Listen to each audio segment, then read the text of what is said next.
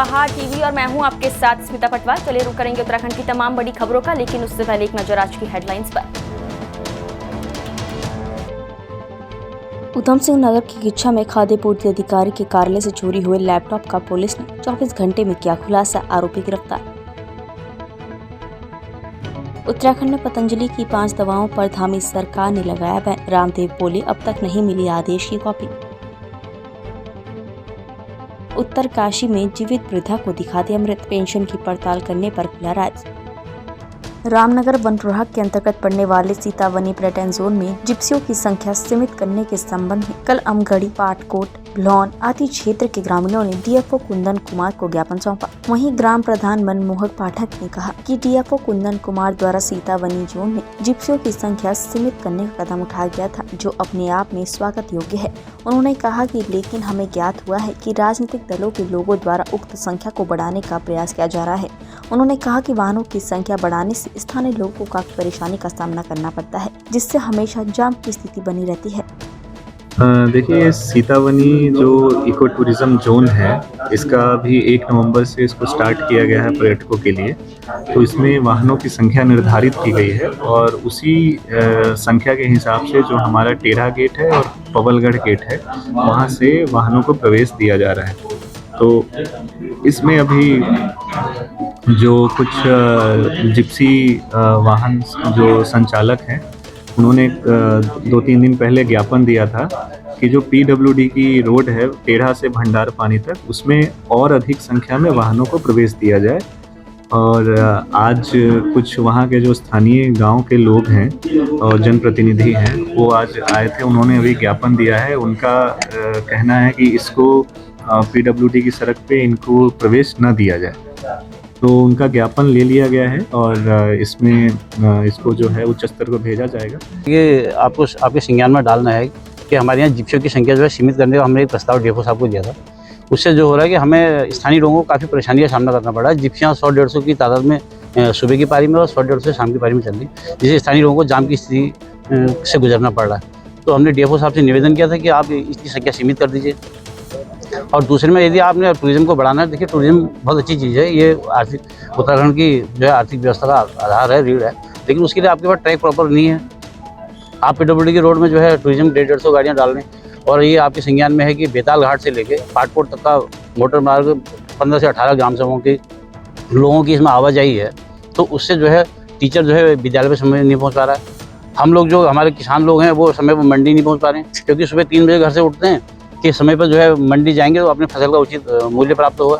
तो जाम की स्थिति टेढ़ा गेट पे ऐसी रहती है, वो 2 घंटे लेट हो जाते हैं, तो उनको उसका मूल्य नहीं मिल पाता। हमारी मांग ये है सब, या तो क्या कहते हैं वन विभाग अपना एक रूट तय करे, उसमें जिप्सियों की संख्या चाहे जितनी बड़ी चले, हमें कोई दिक्कत नहीं।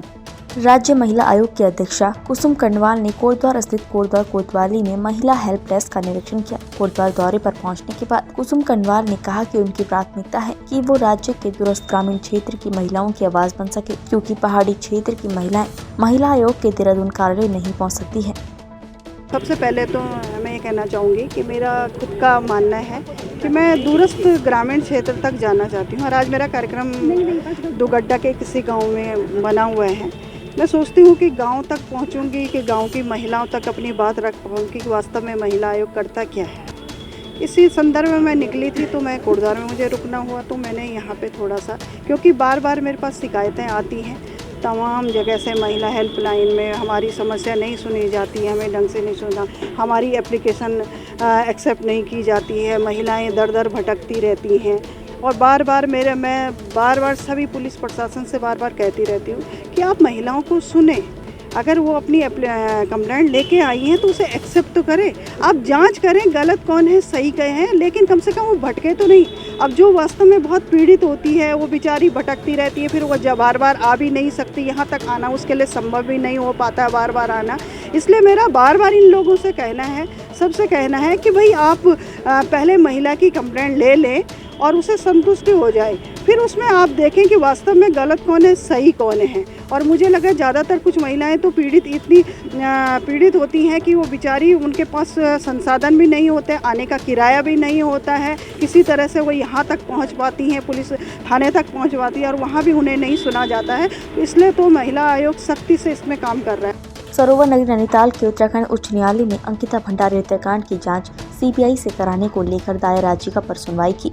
वरिष्ठ न्यायमूर्ति संजय कुमार मिश्रा की एकल पीठ ने याचिकाकर्ता से प्रतिस्पर्धी पत्र फाइल करने को कहा। न्यायालय ने अंकिता के माता पिता को मामले में पक्षकार बनाने के साथ ही उनसे पूछा कि वो आखिर क्यों एसआईटी की जांच पर संदेह कर रहे हैं, इस पर अपना पक्ष रखें। मामले की अगली सुनवाई 18 नवंबर रख दी गई है। कोर्ट ने एसआईटी को 11 नवंबर तक जवाब दाखिल करने के निर्देश दिए हैं। एसआईटी हाई कोर्ट में अपना लिखित जवाब दाखिल कर सकती है। हालांकि पौड़ी गढ़वाल निवासी आशुतोष नेगी ने हाई कोर्ट में दायर याचिका में दावा किया है कि पुलिस और एसआईटी इस मामले के महत्वपूर्ण सबूतों को छुपा रही है।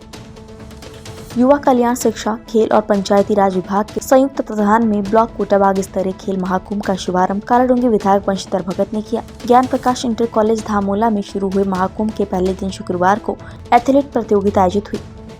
प्रांगण में आज कोटाबाग ब्लॉक के ब्लॉक स्तरीय खेल महाकुंभ का प्रारंभ हुआ है। पूरे प्रदेश में ब्लॉक स्तर पर आज खेल कुंभ प्रारंभ हो रहे हैं।